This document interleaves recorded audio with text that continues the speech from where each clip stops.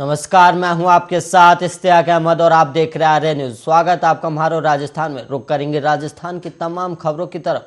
राजस्थान के सीकर में सुबह सुबह तेज भूकंप के झटके महसूस किए गए और भूकंप आने से लोगों में दहशत भी फैल गई थी। और सुबह 8:01 पर अचानक तेज गड़गड़ाहट के साथ भूकंप आया और तेज झटके की वजह से लोग अपने अपने घरों से बाहर निकल गए। और मौसम विभाग के मुताबिक भूकंप की तीव्रता 3.8 रही है और ये जमीन से 5 किलोमीटर नीचे आया और इसका केंद्र सीकर का देवगढ़ रहा। और स्थानीय लोगों का कहना है कि आज जिस तरह का भूकंप का झटका महसूस हुआ, इससे पहले कभी महसूस नहीं किया गया। और भूकंप के साथ जहां कंपन तो हुआ और इसके साथ ही तेज आवाज भी सुनाई दी। और राजस्थान में भूकंप 3.8 तीव्रता के भूकंप से घबराए लोग घरों से बाहर निकले और सीकर जयपुर में सुबह 8 बजे हिली धरती। और वहीं आपको बता दें कि सुबह अचानक आए भूकंप के झटके से साथ ही लोग अपने अपने घरों से बाहर भी निकल गए और इसके साथ ही आसपास पड़ोसियों को भी बाहर निकाला और काफी देर तक लोग अपने अपने घरों के बाहर खड़े रहे। और इसके साथ ही लोग परिचितों को फोन कर भूकंप के बारे में पूछते रहे।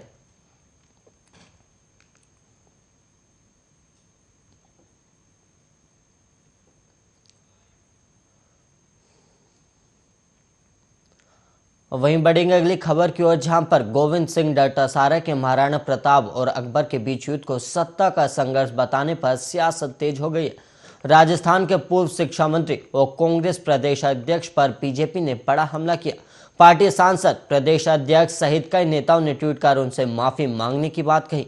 केंद्रीय मंत्री ने जहां तंज किया कि मुगल चले गए और अपने पीछे कांग्रेसी एजेंट को छोड़कर चले गए, तो वहीं कटारिया बोले प्रताप का युद्ध सत्ता की लड़ाई नहीं बल्कि स्वाभिमान की लड़ाई थी और राज की अगर इच्छा होती तो जयपुर वाले मानसिंह की लड़ाई लाइन में प्रताप चले जाते, मगर प्रताप नहीं गए। और गोविंद सिंह ने गुरुवार को नागौर जिले के दौरे पर थे, जहां उन्होंने 2 दिवसीय जिला स्तरीय कांग्रेस कार्यकर्ता प्रशिक्षण शिविर में पहले दिन कार्यकर्ताओं को संबोधित किया और कहा कि बीजेपी ने अपने राज के दौरान विद्या भारती की तर्ज पर पाठ्यक्रम बनवाए और उन्होंने महाराणा प्रताप और अकबर के बीच हुई लड़ाई को धार्मिक लड़ाई बताकर पाठ्यक्रम में शामिल करवा रखा था, जबकि यह सत्ता का संघर्ष था और बीजेपी हर चीज को हिंदू मुस्लिम के धार्मिक चश्मे से देखती है।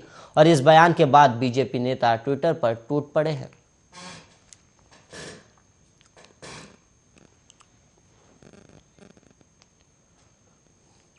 प्रदेश के पूर्व शिक्षा मंत्री और कांग्रेस प्रदेश अध्यक्ष गोविंद सिंह डोटासरा के महाराणा प्रताप को लेकर दिए बयान पर नेता प्रतिपक्ष गुलाब चंद कटारिया ने पलटवार किया और वहीं डोटासरा ने बीजेपी पर महाराणा प्रताप और अकबर के बीच हुई लड़ाई को धार्मिक नजरिए से देखने का आरोप लगाया था। और वहीं डोटासरा के बयान पर कटारिया ने पलटवार करते हुए कहा कि प्रताप का युद्ध सत्ता की लड़ाई नहीं बल्कि स्वाभिमान की लड़ाई थी और राज की अगर इच्छा होती तो जयपुर वाले मानसिंह की लाइन में प्रताप चले जाते, मगर प्रताप नहीं गए। और उन्होंने कहा कि मेवाड़ नहीं झुके, इस बात के लिए उन्होंने इतनी बड़ी सल्तनत से भी मुकाबला किया और बड़े बड़े कई लोग झुक गए, लेकिन मेवाड़ राजघराना और प्रताप ने उनकी अधीनता को स्वीकार नहीं करके कष्टों को भुगतना स्वीकार किया, मगर संघर्ष के आधार पर अपनी लड़ाई जारी रखी।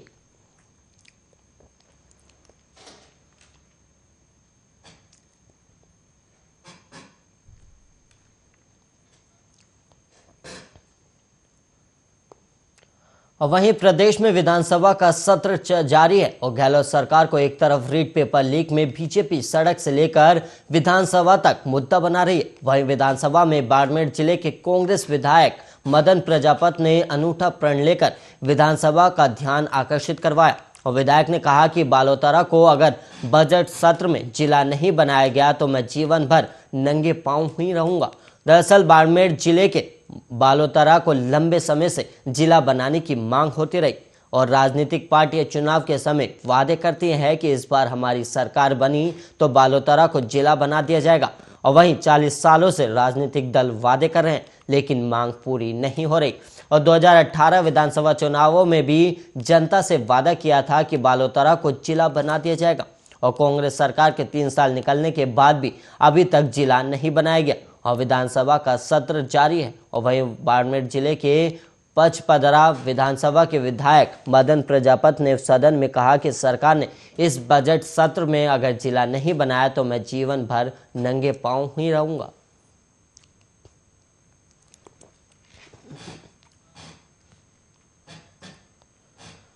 अहमदाबाद में 26 जुलाई 2008 को हुए सीरियल ब्लास्ट मामले के दोषियों को शुक्रवार सजा सुनाई गई और वहीं 38 दोषियों को फांसी और 11 को उम्र कैद की सजा सुनाई गई है और इनमें कोटा के 3 युवक भी शामिल थे।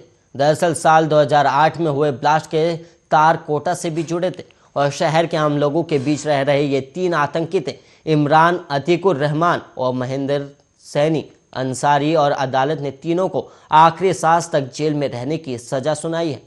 और वहीं कोटा के किशोरपुरा इलाके का रहने वाला है और वहीं दूसरा घंटाघर इलाके का।